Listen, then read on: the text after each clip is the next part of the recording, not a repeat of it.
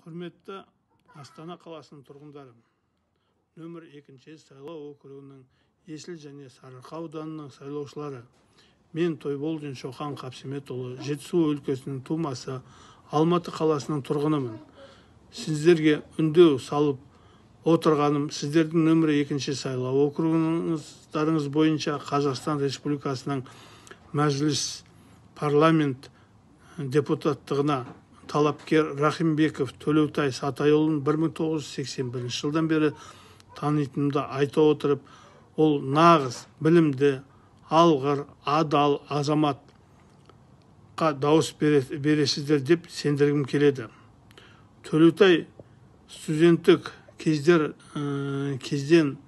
алғыр және оқымысты екендігін көрсете білді, және әрқашанда достарына қиын кезеңдерде көмектесетін, докторлық диссертациясын қорғап, әртүрлі жұмыс орындарында жұмыс істеді.